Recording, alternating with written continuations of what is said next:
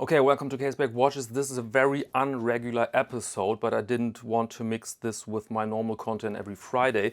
But the topics around the watches are piling up. Timepiece Gentleman now, just one more watch, got deleted on YouTube because of a video about fake watch versus the real watch for educational purposes. And so I think my duty here really is to help Jody out with to create some attention so that people know this. And so my only wish here is that you put this just one more watch title in your head, and maybe you want to visit him on Instagram, where he has a page and is reachable. And I think this would be very, very helpful, because I can imagine what this means. I mean, Jody and Just One More Watch, this is one of the honest channels. I mean, he marks every video with sponsored content because he keeps the watch, but he tells you that absolutely honest 100%. And then you have all the other channels who do, let's say, advertisings without full disclosure or without disclosure at all. And so that they have targeted Jody for this. This is absurd decision, really. And at the same time, the Timepiece Gentleman site or the channel is available to the public. Everybody can see this nonsense, which everybody tries to milk now. I've seen not all the videos, obviously, but I have seen quite a few videos, and nobody knows anything. Nobody knows anything, and the videos, to be honest, are not very informative. They're not very amusing. They're just absurd attempts to grab some milk from that case, and so I will not comment this longer. I just wanted to point out that it's kind of absurd that Jody is down and these guys are up. And then I'd like to inform you that I'm also the proud owner now of a copyright warning. A copyright warning. In one of my last videos, I played My Serenade, this title by Django Reinhardt, written, let me check the Bible, 1937 in Paris.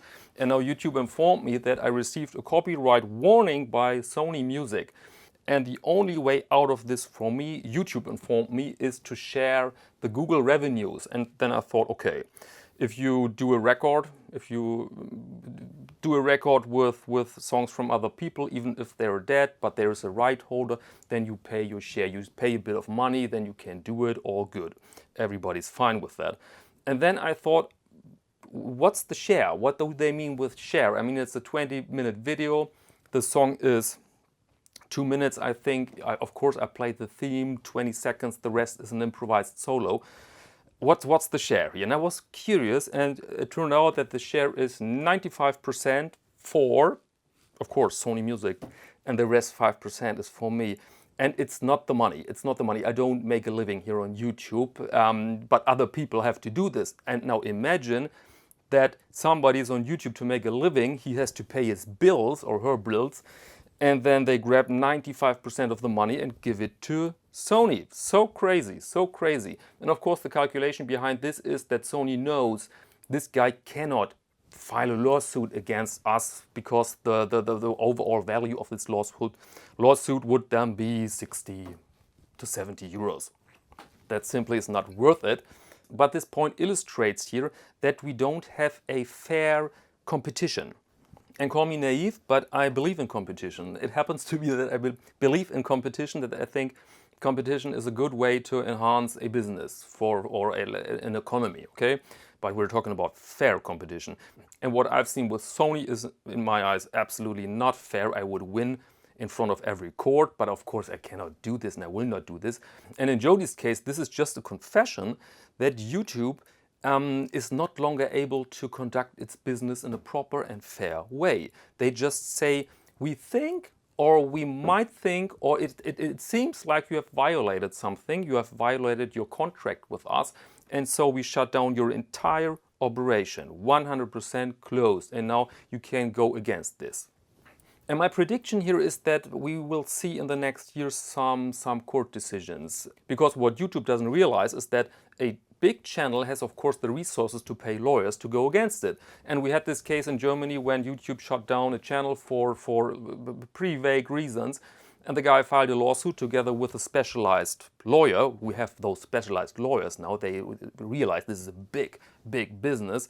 And they won. And now YouTube have to restore this channel. So crazy. And I personally think we will see this more in the future, that people realize I have a business behind me. This is not my hobby. I live from that in case of just one more watch.